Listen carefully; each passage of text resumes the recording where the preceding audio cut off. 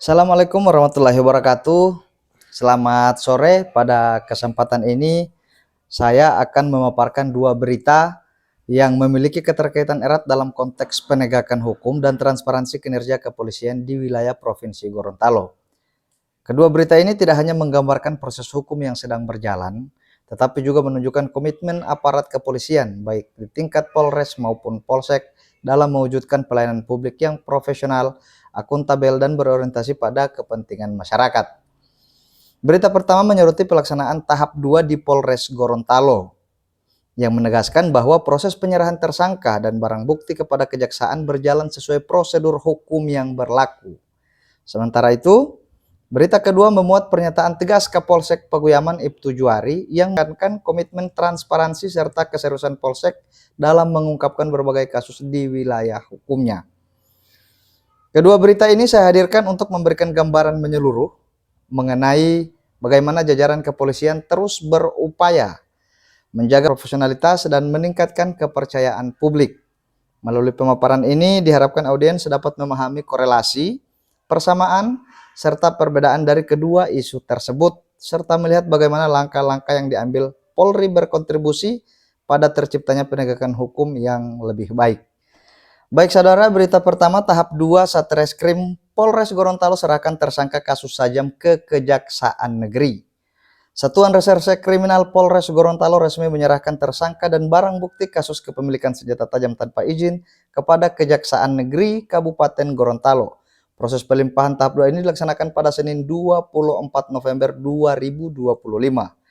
Melalui Kasihumas Polres Gorontalo, Ibtu Wawan Suryawan menjelaskan bahwa perkara tersebut berkaitan dengan dugaan tindak pidana menguasai atau menggunakan senjata tajam tanpa izin, atau tindakan pengancaman sebagaimana diatur dalam pasal 2 ayat 1 Undang-Undang Darurat Nomor 12 Tahun 1951 atau pasal 335 ayat 1 ke 1 KUHP. Kasihumas juga menyampaikan bahwa proses penyidikan oleh Unit 1 Satreskrim Polres Gorontalo telah dinyatakan lengkap atau P21 oleh pihak kejaksaan melalui surat yang diterbitkan pada 6 November 2025. Dengan telah dilakukannya pelimpahan tahap 2, proses penanganan perkara sepenuhnya menjadi kewenangan kejaksaan untuk tahap penuntutan lebih lanjut. Nah, saudara, kita beralih ke berita yang kedua. Kapolsek Paguyaman tegaskan komitmen transparansi penanganan perkara. Polri harus hadir sebagai pelayan masyarakat. Kapolsek Paguyaman Ibtu Juari SH menegaskan komitmennya untuk menjalankan penegakan hukum secara transparan, profesional, dan sesuai ketentuan perundang-undangan.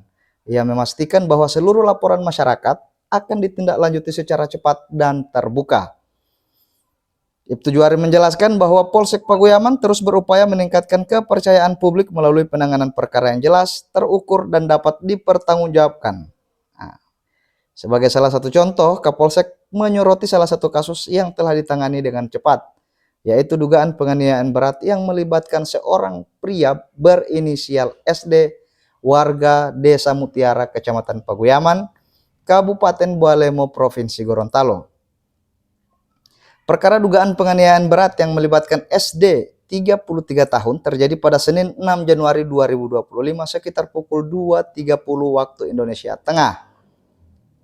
Korban berinisial FPM 30 tahun mengalami luka serius akibat insiden tersebut. Pelapor NA atau ibu dari korban melaporkan bahwa terlapor diduga merusak pintu rumah dengan cara menendang. Setelah itu terjadi cekcok antara terlapor dan saksi PKM atau ayah korban. Ketika korban berusaha melerai, pelapor diduga mengambil sebilah pisau dari mobilnya dan tikaman tersebut mengenai perut korban bagian kiri. Korban kemudian mendapatkan penanganan di Rumah Sakit Iwan Bokings Bualemo sebelum dirujuk ke Rumah Sakit Alwi Sabu Kota Gorontalo. Kapolsek Paguyaman menegaskan bahwa sejak laporan diterima, penyidik langsung melakukan langkah-langkah sesuai standar operasional Polri. Ya, mulai dari laporan polisi diterima, surat perintah penyidikan dikeluarkan, kemudian SPDP diterbitkan oleh Kasat Reskrim, dan kemudian sampai pada pelimpahan berkas ke kejaksaan. Dalam pernyataannya, Ibtu Juari menekankan bahwa Polsek Paguyaman berpegang pada prinsip keterbukaan informasi publik sebagaimana diamanatkan dalam Undang-Undang Pers dan peraturan terkait. Ia juga menegaskan bahwa penanganan perkara di wilayah hukumnya dilaksanakan berdasarkan prinsip objektivitas, akuntabilitas, dan integritas. Nah, saudara, berikut resume dari kedua kasus tersebut atau berita yang kami terbitkan di media kami. Kami sudah buatkan satu resume di mana itu menampilkan korelasi, persamaan, dan seterusnya. Ya, kami mulai dari korelasi atau hubungan antar keduanya.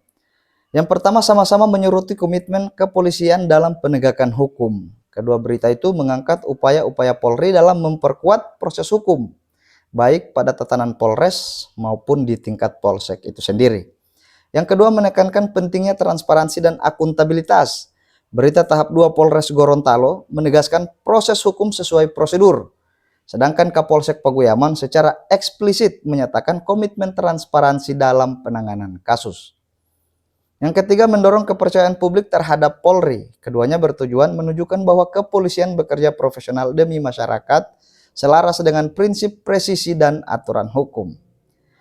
Berikut persamaan dari kedua berita tersebut. Yang pertama, tema besarnya sama-sama merupakan penegakan hukum yang profesional dan transparan, fokus pada peran pimpinan, kepolisian, Polres, dan Polsek dalam memastikan proses hukum berjalan sesuai aturan. Sama-sama memberikan kutipan atau pernyataan pejabat kepolisian, mengutamakan edukasi pada masyarakat tentang proses hukum yang sedang berlangsung. Perbedaannya adalah yang pertama, lingkup kewenangan. Berita tahap 2 Polres Gorontalo berada di lingkup tingkat Polres, sedangkan berita Kapolsek Paguyaman lebih menekankan komitmen transparansi penanganan kasus di tingkat sektor atau Polsek. Yang kedua, fokus pemberitaan. Tahap 2 Polres Gorontalo berfokus pada prosedur hukum, kelengkapan berkas, penyerahan tersangka, dan tindak lanjut di tingkat kejaksaan. Sedangkan berita Kapolsek Paguyaman berfokus pada pernyataan sikap pimpinan yang menegaskan profesionalisme dan komitmen keterbukaan. Yang berikut karakter berita. Berita tahap 2 bersifat peristiwa hukum atau hard news yang lebih menjelaskan proses formalnya. Sedangkan berita Kapolsek lebih ke statement leadership atau kebijakan. Kemudian tujuan atau pesan dari kedua berita tersebut, Polres Gorontalo itu memberikan tujuan pesan, meyakinkan masyarakat bahwa kasus ditangani secara prosedural hingga siap dilimpahkan. Sedangkan berita Polsek Paguyaman menguatkan citra bahwa kepolisian sektor turut konsisten menjaga transparansi dan siap mengungkap berbagai kasus di lingkup sektor itu sendiri. Kesimpulan, kedua berita memiliki tujuan yang sama, yakni meningkatkan kepercayaan publik terhadap Polri melalui penegakan hukum yang transparan dan profesional.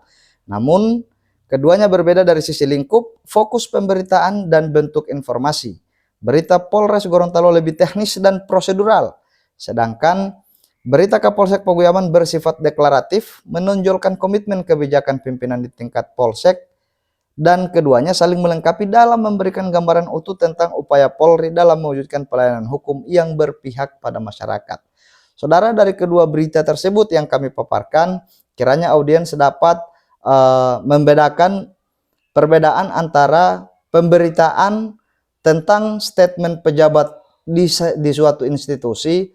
Yang kedua, bagaimana prosedur hukum itu dapat dipahami oleh masyarakat melalui pemberitaan-pemberitaan yang tayang di media-media lokal maupun media nasional.